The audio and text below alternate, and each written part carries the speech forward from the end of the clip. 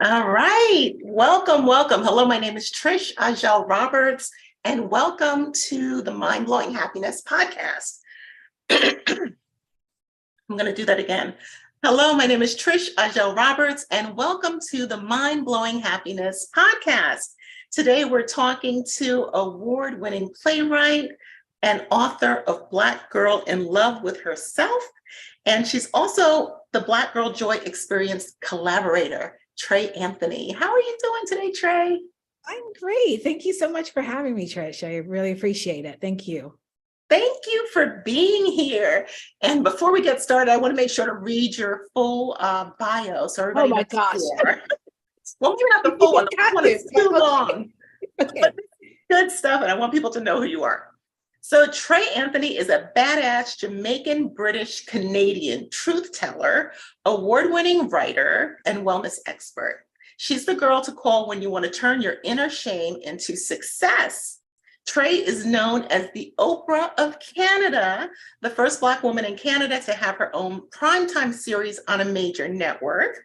Trey has appeared on NBC, ABC, CBS, NPR, Fox, CTV, CBC, City TV, and global television. She's been featured in Forbes, Huffington Post, Toronto Star, the Toronto Sun, Global Mail, Essence Magazine, and Madame Noir. She's a former writer for OWN, Lionsgate, the Comedy Network, the Women's Television Network, and Global Television. She's also a contributing writer for Huffington Post and the Toronto Star, Canada's largest daily newspaper. Her popular book, which I have right here next to me, Black Girl in Love with Herself, has been published by Hay House, which is the largest self-help publisher in North America. Her award-winning play, The Kink in My Hair, received 4 NAACP awards, including Best New Playwright. There's more. Trey recently adapted her new play, How Black Mothers Say I Love You, to a film, which was shortlisted at Sundance. Her viral TEDx Toronto talk, Coming Out of Your Box, has 14,000 views. Trey has spoken at Harvard University, NYU, and been a guest lecturer and speaker at the University of Massachusetts, the University of Waterloo, McMaster University, and Ryerson University. She is a recipient of an Eve Ensler Vagina Warrior Award, which recognizes the contributions of dynamic women in the arts, as well as many other awards. She's also a solo mom to her adopted son, Kai, and in her spare time, she enjoys eating cupcakes, which I love, and crying while watching This Is Us. Oh gosh, yes, yes. It's amazing. You're such an inspiration and such a force to be reckoned with. I want you to tell us, how did you get started in this world of creativity, arts, writing, wellness? How'd you begin? I always blame it on my grandmother. I come from a family of storytellers, and I would say women who told stories but didn't realize or couldn't get paid for what they did really well, and my grandmother was a person who really loved the arts, and she really encouraged me to write, to sing, to dance, and she was very amused by me. And I always used to tell her stories. She used to tell me to write this down, do this and do that. And that's really how I started, in a really informal way. Mm-hmm. And then I started acting in high school. Like I took the theater program in grade 12. And I had a teacher there, Miss Horvat, who said to me, you are very talented. You have something here. And you should do something about it. And that's kind of where the seed got planted that I wanted to pursue arts. Mm-hmm. And I got into the American Academy of Dramatic Arts in New York. And I ended up dropping out of there. They told us not to audition. And I went for an audition at the Chris Rock show. I didn't get it as an actor, but I did get it as an intern. And that's really how I started. I started as an intern there. Was that Everyone Hates Chris? Is that what? No, that was when he had his first show on HBO. Yeah, it was kind of like a variety show. Yeah, I don't even remember that. Yeah, I'm going way back, girl. I'm going way back.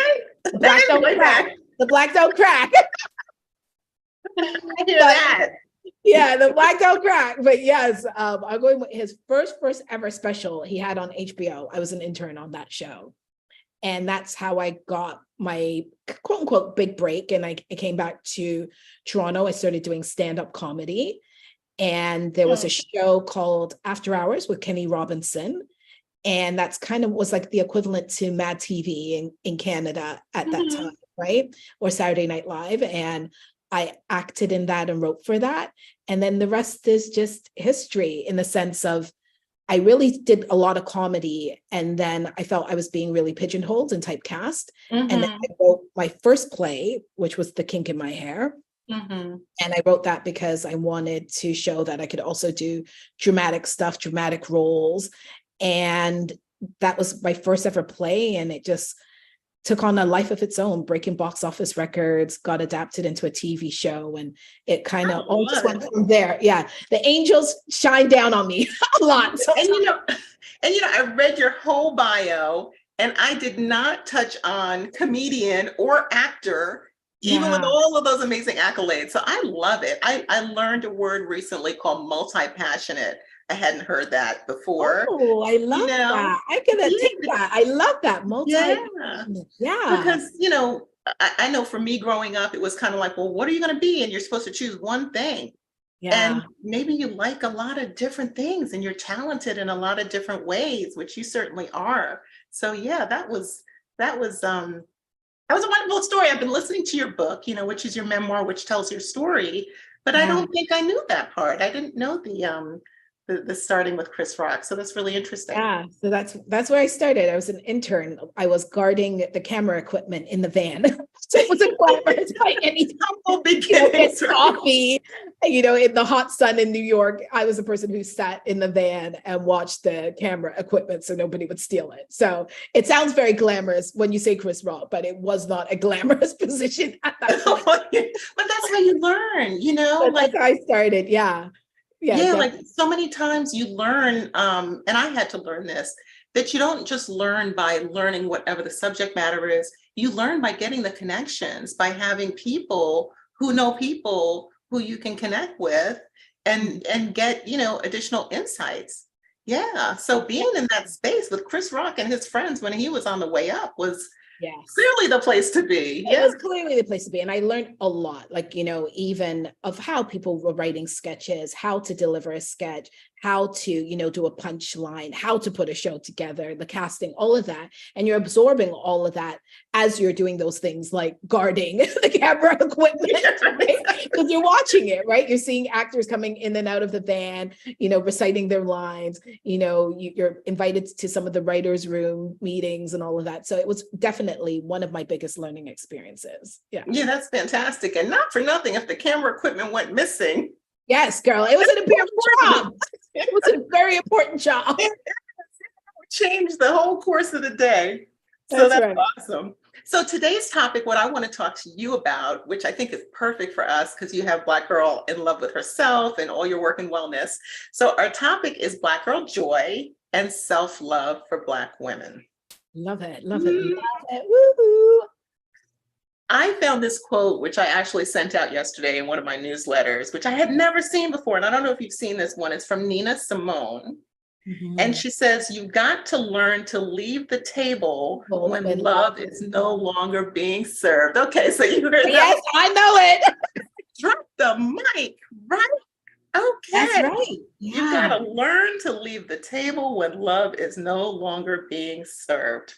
I know that quote. I actually have it on one of my desktops. So yes, so I know that very well. It's something I really live my life by, and it took a long time and a lot of really hard lessons for me to say, yeah, this is it. Like love, this doesn't feel like love. This doesn't feel like love. And I think you can apply it to not just your personal life, but your business life as well. Because I spent years doing work where there was no love being served there. They were not loving me.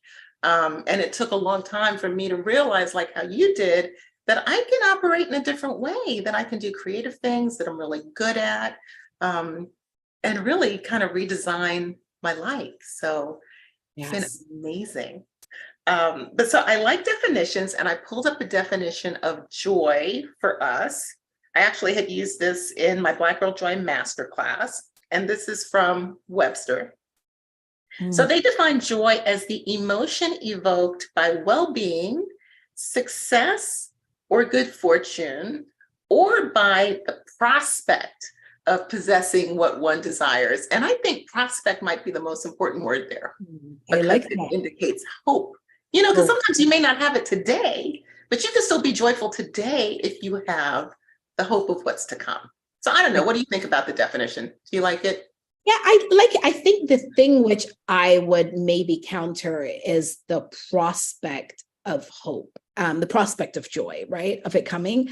The prospect of possessing what you desire. Yeah, possessing of what you desire. Because I think for me, I like to really be in the moment around gratitude. And that's where I find the joy. Like just this morning, I was doing a gratitude meditation, and the things that brought me joy were just very simple things, you know. And I think sometimes we feel we can't be joyous until we hit the prospect, right? Of getting the thing that was the prospect. And so for me, I like to really be in the moment of recognizing joy or creating joy right now, you know. So I love that. And I think that's what I try to be really mindful of having a happy life, of creating happiness, and being really intentional about joy and happiness in my life on an everyday occurrence, every day, as much as possible. Yeah.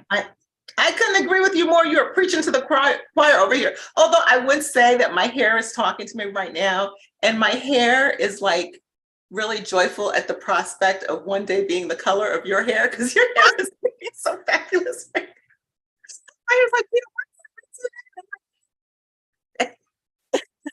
yes, and I'm telling you, my hair brings me joy. Like the red, I think to me, I'm just like, I got red hair. Like, what more can I ask for in life? It's red, you know. So hey, I love it. Now, before I'm going to get into some tips that I shared in the masterclass, and I'll have you weigh in on them as well. And you kind of jumped to one anyway, because one of them was gratitude. But is there anything that you feel like makes Black girl joy like different or special for you? I mean, we talked about our hair, so to me that's kind of special. Black girl hair joy is a totally different kind of thing from, I guess, the mainstream. Is there anything else that feels like special for Black girl joy? I really think it's the sisterhood. I think how we relate as Black women to each other it just makes our joy just feel different, especially when you got Black women rooting for you. Yes. If you got Black women rooting for you, you don't need nothing else in your life, right? And some real solid people rooting for you, and wanting the best for you and hoping for you. And, you know, a praying Black woman, like my mother praying for me. I don't think there's anything more I need in my life. And, you know, I've been going through some really serious I would say friendship breakups lately, right? It just, my circle is becoming very smaller. The women who I do have around me, right? I just feel how we support and love each other is just, I'm thankful for that in so many different ways. And I think you cannot underestimate what it is to have Black women contributing to your joy in your life. You just can't. Yeah. Everybody needs that. Everybody needs that. And I was watching, I think it was that comedian, Amanda Seales, and she was just talking about how like even Black women, when we compliment each other, right? Like she'll be like, okay, polka dots, I see you. I see you. Because even how we compliment each other, right, is just something that only we do it in a way that just makes sense to us, right? You know, like this morning I was walking and I bumped into one of my friends and she goes, "Are those okay glasses?" Are those what? What'd she say? Are they what? Like, okay glasses, new glasses. And she thought they were new because she had never seen me outside with them tinted, but they weren't. But that's how she gave the compliment. I was just all of a sudden, I was like, okay, I'm feeling myself. And I feel when Black women give you a compliment, it's just, we just have a way of doing it that just makes you feel like, I got this. Yeah. That's me. Yeah. Yeah. What came up for me recently, I just got back from the Ghana Soul Healing Retreat, and we're going back next year. Hopefully you're coming with us. Yes. I'm coming. Okay. I'm putting it out there right now. Yes. I'm coming. Okay. Absolutely. I'm so excited now. I can't think. Okay, wait a minute. So what showed up for me was this word soul, soul healing. What is soul healing? And it's like, that's almost like it's our word. Like there's such a soulfulness, like how you said, in the sisterhood and the way that we connect in each other, like coming from a very deep heart-centered space. So I do think that kind of that joy comes from that space too. It makes me think of just double Dutch and soul music and just all the things that make soul food. Yes, yeah. Just make us move our spirits and our bodies. So yes, I think Black Girl Joy is super special. So I have 3 tips that I'm gonna share, and you can weigh in. The first one was about having a spiritual practice. Yeah. And I know that you talk about your spiritual life in your book. What are your thoughts about spirituality as it relates to your joy? For me, I always recognize anytime that I'm feeling disconnected, a bit run down, overwhelmed, I always go back and go, oh, we are not doing our spiritual practice, right? I have to go back to it. And for me, it's one of the things that really roots me every day. Meditation, journaling, lighting a candle, 5 minutes of silence. I have a 3-year-old, so I don't have a lot of time to do all of these things. Oh my goodness, I don't think I realized he's 3. He's 3. I have a 3-year-old, right? So, but for me, these things become a necessity just as much as I would say, like, you go brush your teeth every morning. For me, I have to root myself in something, a connection to spirit, a connection to God. I always ask the question, what is it that you want from me? Where should I go? What should I do? Who should I speak to? I talk about it in my book, Black Girl in Love with Herself. Like, I really, truly feel that in order for you to be walking in your purpose and doing your purpose, you have to have that quiet moment with God, the universe, whatever you want to call it, your soul, your spirit. And for me, that's where I find the most joy, is in those quiet moments where I'm able to take the time to listen to what that message is that the universe wants me to know. Yeah. And I'm glad you mentioned candles and incense, because a lot of times I don't think of it as part of my spiritual practice, but it so is. There's something about, now we say like aromatherapy, but my incense is basically aromatherapy. I have mine burning right now. It brings me a sense of peace. And my candle too, there's something about a flickering flame that just, is almost hypnotic. It's very like a little mini meditation in there. So I can't go without it. Like, to me, I'm big on scent. I'm very much a scent person. Like, I remember pretty much everything about you, but what I will mostly remember is like when I embrace you, how you smell to me. Like, I'm very much a scent person, right? That's my thing, right? And so scent in my house is very important to me. It really grounds me. So I'm always burning incense, always having candles. I have, this little aromatherapy little thing that I put. Like a diffuser. Do you have a diffuser? Yeah. So there's always something in my house, because I love scent. I really do. Yeah. So it's funny you say that, because I have a little bit of an obsession with the show Catfish. Catfish. Oh, yes, the show. That's me in 90 Day Fiance. But I do love Catfish.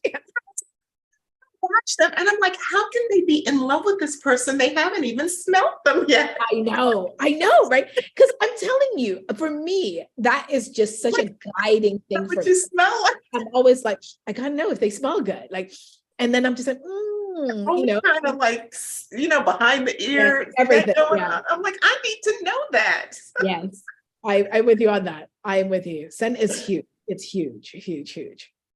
So for people who are listening and thinking of ways to kind of level up your spiritual practice so that you can have a better, sense of joy and like that comfort with yourself, that wholeness, not going into overwhelm like what you talked about. There's so many options out there. There are spiritual books. There's my book. There's Trey's book. There are podcasts. Of course, we're recording mine right now, but there are other podcasts. There are retreat opportunities, just so many ways to get more in touch with your spiritual self. Meditation, of course, we are both huge proponents of that. And visualization. Do you visualize before you have something like big that you have to do, or like how do you use visualization? Definitely. Like I visualize, there's a story I tell in my book about meeting Oprah Winfrey. And before I met her, I was doing visualization, right? Where I would sit there and think about the moment of like meeting her and talking with her, and it happened, and right now I'm visualizing being on Super Soul Sunday with my book. So it's something that I do separate from my meditation. So one morning I may just do visualization. Sometimes I do meditation. I visualize I don't want to say perfect partner, but the next partner, the person coming into my life, I visualize what that will look like and feel like for me. My home, my ideal home will look like. So I find it's a very powerful tool, and I totally believe in it, and speaking and affirming. There's a part in the book where I talk about when I walked past the Princess of Wales Theatre in Canada many years ago when The Lion King was playing, right? And I had never even written a play. And I turned to my friend at that time and I said, one of these days, my play is going to be at the Princess of Wales Theatre. And she kind of was like, oh, come on, you haven't even written anything, the Princess of Wales. I thought the same thing reading it. I was like, really? Did you? Yeah, and I said it. And every time I walked past that theater, I said, one of these days, my show's going to be there. Right now, I'm holding the vision of, I said it to my team yesterday. I said, one of these days, Black Girl in Love is going to be at Madison Square Garden. And they were like, try Madison Square. I said, yeah, I'm going to hold that vision. I said, I don't know when, I don't know how, but I'm holding that in my vision and I visualize it. It's on my vision board. And I'm a big believer in that. I don't think, if you look at where I come from and what has happened in my life, it's been through the power of visualization, manifestation, and it's been prayer. My mother had me at 16. I grew up in Toronto housing, which is pretty much the projects, right? I come from working class people, right? So there were just so many things, like pretty much nearly, I would say 80% of the girls I went to school with ended up getting pregnant as well. There was this cycle of, and they all lived in the same area code. That's really what was, supposed to be my destiny. And I believe it was because I visualized and wanted something more for myself. And I set that intention and I knew that, so. You know what I love too? Like in your book, you talk about when you saw Oprah Winfrey, and she had that effect on so many people, but it shows the power of, because in some ways that is the visualization, being able to see yourself somewhere where you're not accustomed to seeing yourself. And then it makes you think, oh, well, that's possible for me too. So, yeah. So, okay. So the first one was our spiritual life, and that's super important. The second tip that I have for Black Girl Joy is learning to transform your anger. So right now I'm actually under contract with Roman and Littlefield. I have a book coming out in the spring. I'm laughing. I have to finish it. It's like, I see you, girl. I see you. It's called The Anger Myth: Understanding and Overcoming the Mental Habits That Steal Your Joy. So it's really about this idea, and it comes from my kind of Buddhist training. The anger never serves a purpose. It kind of gets in the way of us getting on to the next thing we're trying to do, so that you really want to transform it either into peace, calming yourself down, or getting into the business of doing what you got to do. Some sort of constructive action. And anger is always covering for some other emotion. A lot of times it's hurt or pain, but it could be things like jealousy or guilt. It could be like the little low level ones that just annoy you all day long, like disappointment, frustration. Yes. Yes. Wondering why the world isn't operating exactly the way that you think it should, right? Which would drive you crazy. So I don't know if you agree with me on that, because people have different opinions about anger. What's your take on this idea of transforming anger in order to have a higher level of Black girl joy? I think the best thing to do with anger, and from reading my book, you know this, there was a relationship which I was in that left me so angry, right? Mm-hmm. And I realized for me, and I said it in the book, where a friend said to me, don't let this change who you are, because people love you because you show up in joy, you show up arms wide open, you show up saying, I'm going to love the hell out of you. Don't let this change you. And I think it's good to acknowledge the anger and sit with the anger. And then you have to get really intentional about diffusing it and also naming it for what it was, right? And for me, a lot of it was grief. And I didn't know I was actually grieving the life that I thought I was supposed to have with this person, right? Preach. Right? A lot of it was disappointment. A lot of it also was the whole thing around just thinking, oh, at a certain age, I was supposed to have all of these things. And now I was looking at my checklist going, you've messed that up for me. And I'm angry now because I allowed you to have that sort of power in my life, to hold the checklist and to hold it in your hands, right? And then also anger at myself for being so naive, and how I was able to really work through that, Trish, was to be more forgiving of myself and say, nothing is wrong in you being a trusting person. Nothing is wrong with you showing up, saying, I wanted to love you and I expected the same in return. I wanted to trust you and I expected the same in return. And I was like, you weren't stupid, right? You weren't any of those things that you're holding on anger around. You just were somebody who really wanted somebody to love you, right? And once I started to get tender with myself, the anger started to stop. And the other thing that really helped me is becoming a mother. How when my son makes mistakes, you know, sometimes he'd be like, oh, I'm sorry, Mom. And I said, it's okay, baby. It was an accident, right? Like, or you're having a bad day today, you're tired, you know, any of those kind of things, you know? So it's all of those things are so important. Whoops, sorry.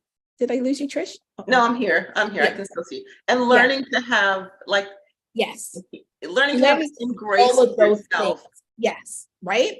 So, and it's grace. And that's the thing. And I think a lot of us as Black women, a lot of times we don't allow ourselves the grace, right?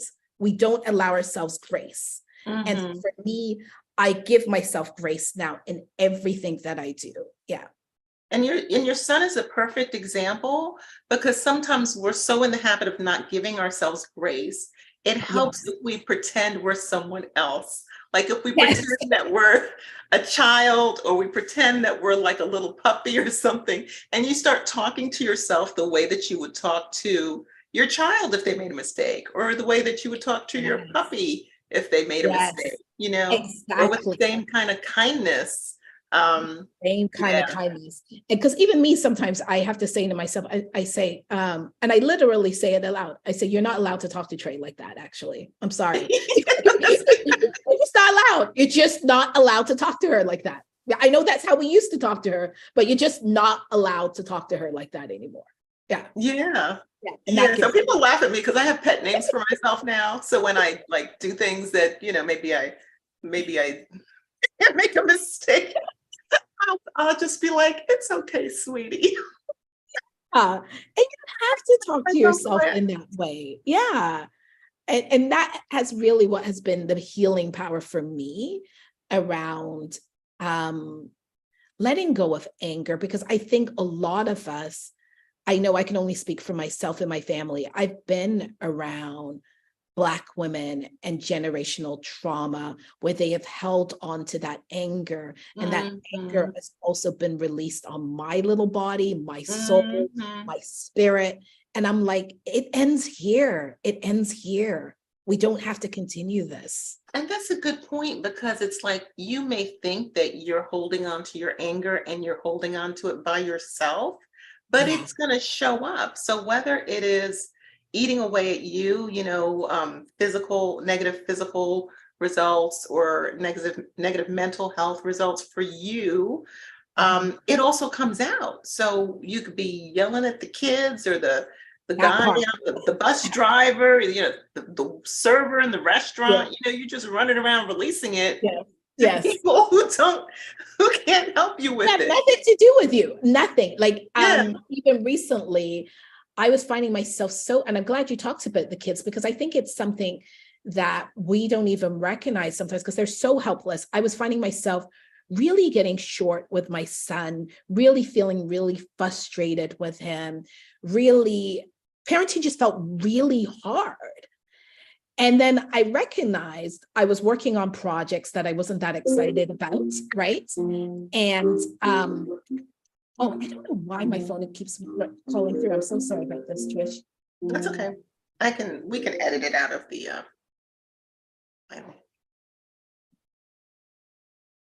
Okay, now you're muted. Yeah, because I turned everything off, and yet it's coming through on my computer. And so I thought if my phone is off, it shouldn't come through, but I'm sorry about that. You're fine. So hopefully we can edit. That's the fun of live stream. The fun of live streaming. Right? What is it my friend says? Like, sometimes life just lifes in the middle of live streaming. Like, I had a live stream once where the lady I was interviewing, her gardener or something, started running the lawnmower, and then she got my gosh. And I was like, wait a minute. If I told you my phone never rings, nobody would believe me, right? But today, everybody and their mother is trying to call me, and I'm just like, what are you guys doing? Nobody calls me. It's the universe like saying, you guys are an amazing collaboration. Bring. I don't know, because I turned my phone off and I've never seen it ring through if my phone's off. So I don't know. I'm not very good at keys. So somebody please tell me later on what I needed to do differently. But I turn my phone off and it's off, and yet it's coming through on my computer, which I don't understand. You're fine. I think it's funny, as long as we don't get angry and start ringing. So I'm sorry about that. So I'm sure there's some young tech person watching who will email me after and tell me what I need to do differently to turn off my computer from ringing as well. Because I'm like, why is it coming through? My phone is off, right? Yeah. No, I think the universe works in mysterious ways. So. It does. So we'll see. What the bell means. Yeah. But you were talking about children and anger. Yes. And I realized what I was angry at was I was not spending enough time working on projects that I was excited about or that was feeding me. Because also, when you run your own business, it's tax season right now. So I was going through all my tax stuff and all of my invoices and all of the stuff that just feels like it's not good for me, right? As a creator. Yeah. And I realized instead of expressing that, I was actually taking it out on the person who was the most innocent in this, right? And that's when I was like, okay, we got to slow down and we got to go back to the basics again. And I also recognized that I had stopped doing my meditation practice as well, because I was like, I got to get all of this stuff in for tax season, right? Yeah. So I think a lot of times when we're angry, what we can really do is stop for a minute and go, what is going on with you? Like, this isn't you. And especially our children, they are the most innocent. And they deserve our time and rest. And for me, it was also about stepping back from motherhood and saying, okay, I got to take a couple of hours for myself and be really intentional about not always being on as a mother 24/7. Yeah. So you hit the nail right on the head when you said acknowledge your anger, because that is the first step that I teach in my 5-step process. But another thing that popped into my head while you were talking is I teach how to gear up your imagination so that you can increase your empathy. And like when you think of having a young child, which we usually don't think of parenting this way, like you have a child who's 2 years old or 3 years old. If you could imagine yourself in their shoes, like what does it feel like to want things and not be able to really express yourself very well? You know, like you're so dependent on these big people to do things for you. But when it comes to like expressing your feelings, you don't have the language. And even expressing, simple things like maybe I'm hungry or what you want to eat or stuff like that, it's still a little bit more difficult. Yeah, So it I just is. find it really interesting when you think of kids that way, like these little people who are just struggling to express themselves. Yes, it's so funny because I recently started working with a parenting coach, and I was telling you because I was feeling so frustrated with my son, and she said they're 3, and they finally figured out that they're a bit separate from you, but they have no job, right? They can't pay for nothing, they can't do anything. Right? They just make you do things. So they're relying on you to do these things for them, but they also want to be independent, right? Yeah. And so you just also got to remember they're 3 and really lower your expectations of them. And so recently I keep saying to myself, he's 3. Remember, even though he has this great vocabulary, even though people are always like, oh my God, he's so smart, he's still 3, He's smart for 3. Right? And he's smart for 3. But even this morning, my son said something to me, and I was just like, as you said, like sometimes you don't know what they're saying. And he said something like, "Mommy," and yeah. And I said, "What?" And he was like, and I was like, "What?" And I could not for the life of me. I was thinking, what are you, an idiot? Yes. Like I swear to you, at least 6 times. And I still couldn't figure it out. So all I just said, I was like, yeah, I totally understand how you could feel like that. That's really true, Kai. Yeah, we'll deal with that. And he was like, okay. And that was all he needed. But I was like, what the hell did he say? That is so funny. I had no idea. But I was just like, I could tell he was getting frustrated with me. And I was like, I'm not going to figure this out this morning, what he's trying to pronounce.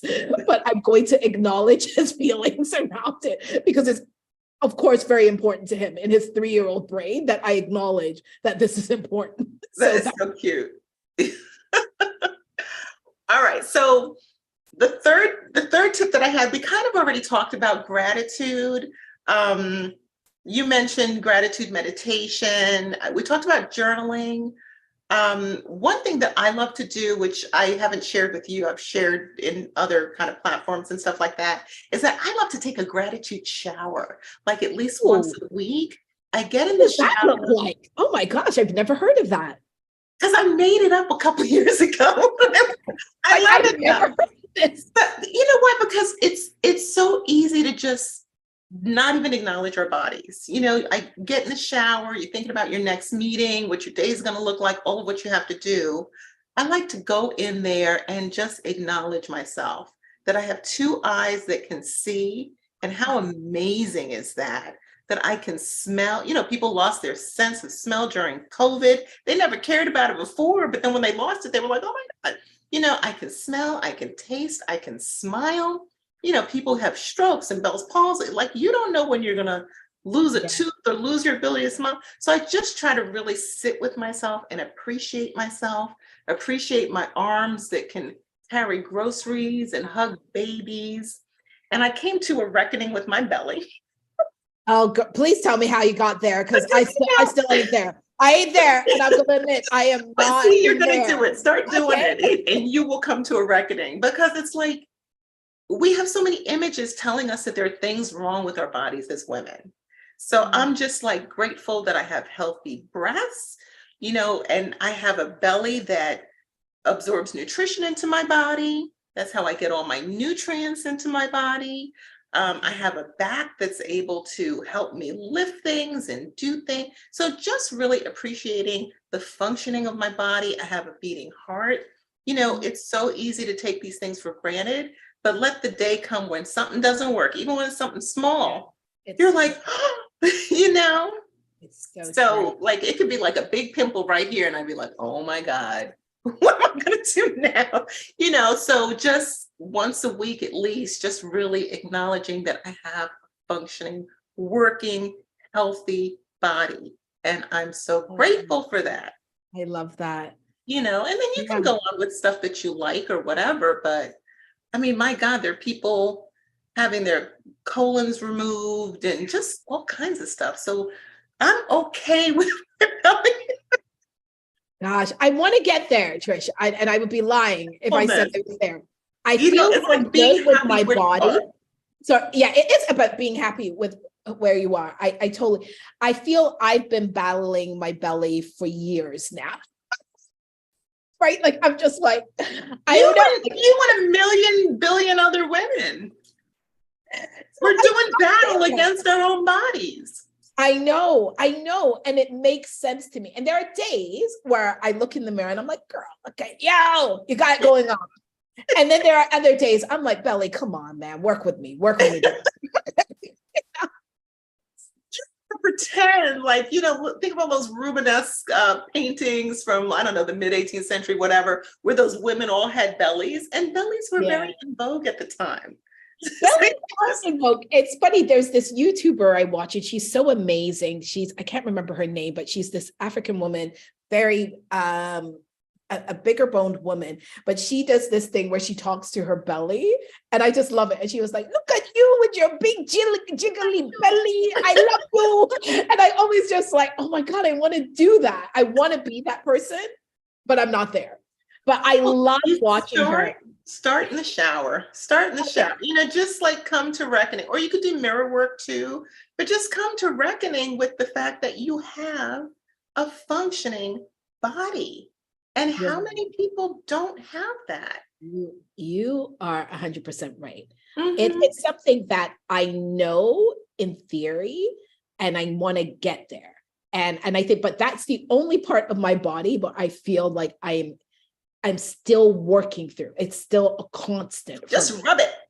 Just rub it and say, I love you, belly, for all the hard work you do for me. You're right. And I'm going to start. I'm going to be intentional about it. I'm going to visualize me being in love with my belly. So, yeah. All right. Yeah. So I kind of had a little bit of two topics in one.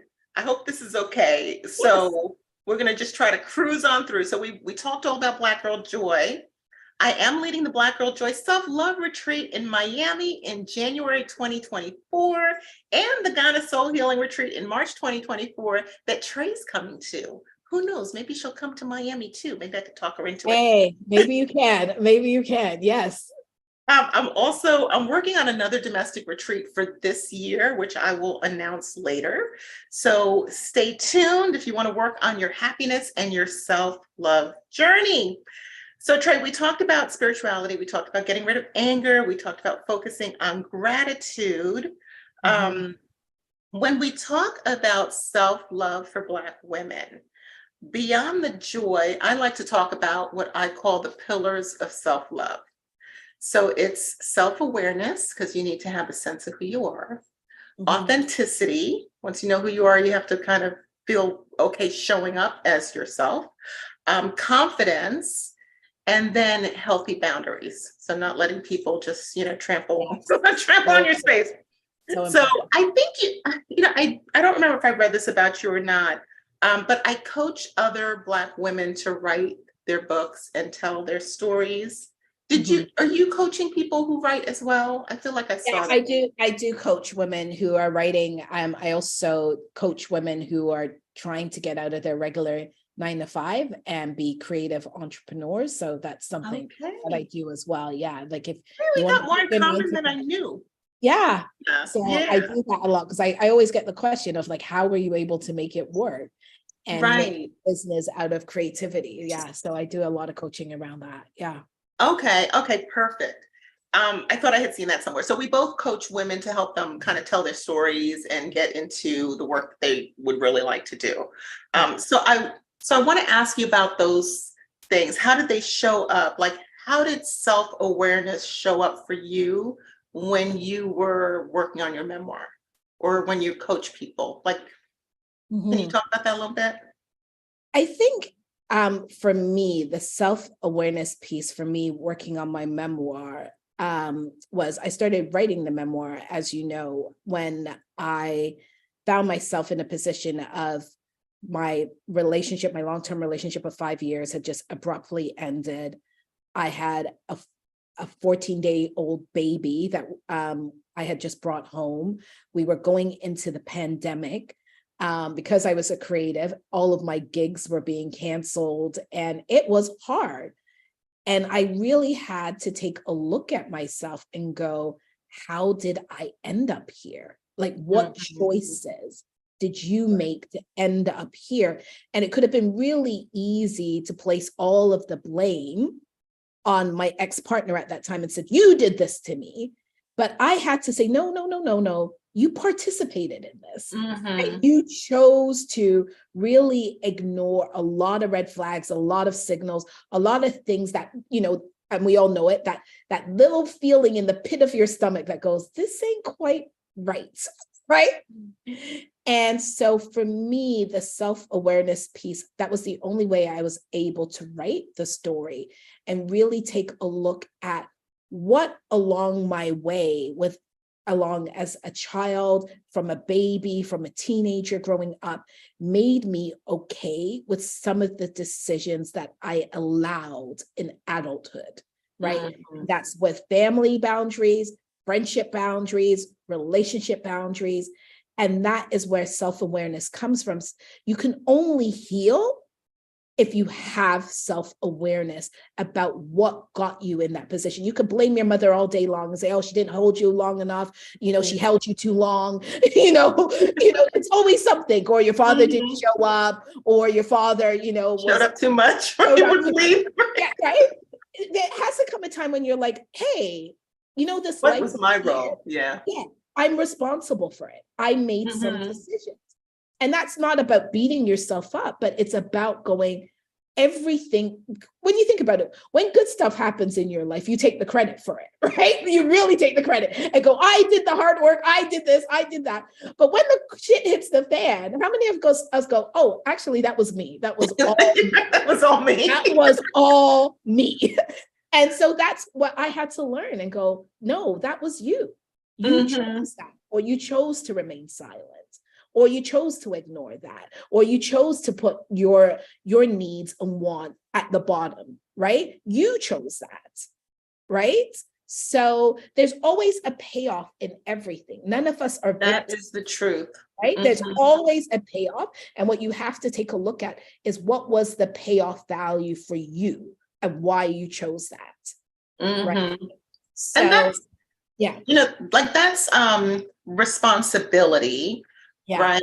But I also think of self-awareness as just some of the most basic things, knowing what you like, knowing what you don't like. Like so many of us were brought up and our parents told us what we liked and what we didn't like. And then we just kind of went with it, or society or the media, like even when we were talking about bellies, like, you're supposed to have a snatched waist. We know that that is the fact, right? Yes. And so going and kind of taking the time to figure out, well, is a snatch waist the most important thing to me? What am I willing to give up to obtain this? Or, is my exterior more important than my interior work?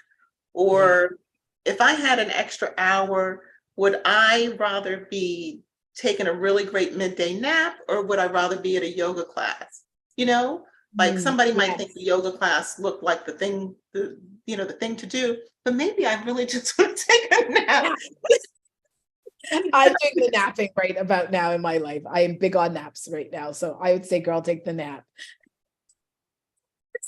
Just having that space to kind of explore, what do I really want to do when there's no one telling me what to do or judging my decision, So. And I think that's so important, Trish, too, is the judging, right? Like, how many of us would just live different lives and make different choices if we knew no one would judge what we said we wanted to do or acted on, Yeah. You had me, my mind was going someplace else. I'm like, what were you doing? And what would you be doing? That is the thing, as you know, like I'm in Mexico right now, and everybody thought I'd lost my damn mind or I was going through a midlife crisis. And I was just like, it's okay. I'm going to do this regardless of the judgment, because this is Right. my life. This is my one life. And whoever wants to judge it, judge it. But this is where I'm at. And it's one of the biggest and most important decisions I've ever made. And it's made me the most happiest in the longest time. That is so wonderful, because when I left Ghana, I was doing the same thing. I'm like, send me the information. Next time I go, I'll probably stay for at least a month, but I'd like to be able to maybe be there 6 months out of the year or something, or just have that freedom to, try new things, to explore. That could be one of the benefits of not having a partner. Yes, that is true. Could be. Yes. Because you don't have to negotiate those things. You don't have to. You really don't. You just do what works for you. And I've always said that. I've said I knew if I was in a relationship, I don't think I would have made the choice to come to Mexico. But I had nobody to consult with but just myself. And I was just like, yeah, this is what we're doing, self. This is what we're doing. Yeah, yeah. And like a lot of the things I'm doing now is because my daughter's an adult now. Yeah. So I'm not negotiating like her schools or, her friends and stuff like that, so I can move a little differently than I could in the past. Wow. Yes. Because I even think about, like, if my son was older, it probably would have been a different negotiation, but he just got to go where I'm going right now, so yeah. Well, he's little, so you can just go with the flow. I'm just like, here we go. This is what we're doing. Yeah. All right. So before we wrap up, is there, I guess, any other comments that you would want to add about self-love for Black women? We talked about self-awareness, authenticity, confidence, healthy boundaries. Is there anything else that pops into your head when you think of self-love? I think the biggest thing that pops into my head around self-love is the tenderness piece for us and the support that a lot of us, just because you can do it doesn't mean that you should be doing it, and doing it by yourself and asking for help and accepting it, knowing that if you stop for a moment, the world isn't going to fall apart. Look at how you talk to yourself. Look how you let others talk to you. Tenderness is such a huge part for me right now. Like, if you're not tender with me, I can't be around you. And that's friends, family, partners, people I'm dating, whatever. It's just, I gotta see that you actually feel that I'm to be treasured, because I'm treasuring myself. Right? So if you can't be tender with me, then I ain't trying to play hardship with you. I'm really not. Right? And I'm not loving the word tender. I'm loving that word. I'm gonna keep using that. I'm gonna use it with my Nina Simone quote too. Yes. You got to learn to leave the table when love is no longer being served, or when tenderness is no longer being served. And I'm just like, no, I can't do this. I can't do it. If it remotely feels too rough for me, I'm no longer doing it. I'm not. And that's in every aspect of my life. Just something as simple yesterday, over here in Mexico, when you go to the grocery store, you have to kind of bring your own bags. And I've had this bad habit of going and then just packing my bag a lot. And then I have to struggle down the street with it, and it's weighing on me and I have to stop. And yesterday I was like, this is not tender to you. What are you doing with your life right now? We are being tender today at grocery shopping, right? I said, just buy a little, okay? Even if you have to come back a day from now, but we are not struggling with this bag, right? We're not doing this. And that to me was me being tender with myself, saying, you don't have to do this, Trey. This feels a lot. Literally, you're carrying a lot again, right? Yeah. So, yeah. I love that. Yeah. I love that. So Trey, my new favorite person in the world right now. I just love you. I love that we had this conversation. I'm so grateful that we've had the opportunity to connect. And before you leave me today, do you have any projects? Is there anything that we need to know about? Yes. We are touring Black Girl in Love with herself. Check my website, treyanthony.com, for tour dates near you. The next tour stop is Ohio, Cleveland, May 19th. So check that out. And we are coming to cities near you. We just did Atlanta. We did Toronto last year. So we're booking as we speak.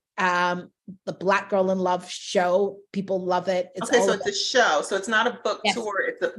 It's a show where it's a theatrical show where I bring the book alive. That's what I do. Yeah. So it's based on the book and I bring the book alive. So it's an amazing, amazing, amazing And show. is it one woman performance or is it a cast? No, there's a cast. There's an actual cast. Yeah. Oh, okay. So it's been phenomenal. Really great responses. So people can check that out. I'm also doing a Black Girl in Love retreat at the end of November in Mexico. So check for that. That is coming. And just follow me on IG, Black Girl in Love, and my website. You'll see everything that I'm doing, and buy my damn book. There's the audio book. I'm gonna put all your information in the show notes as well, so they will have them. Yeah, but that's exciting stuff. Thank you. Yeah, so it's a really good time. I'm very excited about the work that I'm doing. And yeah, and if you're a woman who wants to quit her 9-to-5 and focus on your creativity, get at me. I'm coaching as well. So that's what I'm doing. Yeah.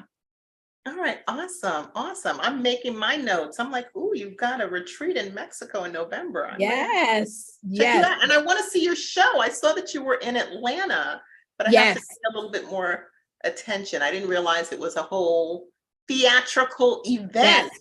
It's a whole theatrical event. Yes. Yes.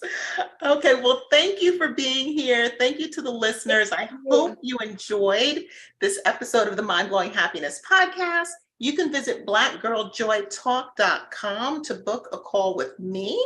We can talk about mind blowing happiness private coaching, upcoming retreats, or getting help to write your book and tell your authentic story. I'll help you get clear on your goals and see if and how I can support you in your journey. That's blackgirljoytalk.com. Let's turn fear into love and enjoy the rest of your day, everyone. May your journey be juicy. Ooh, I love it. All right. Bye-bye.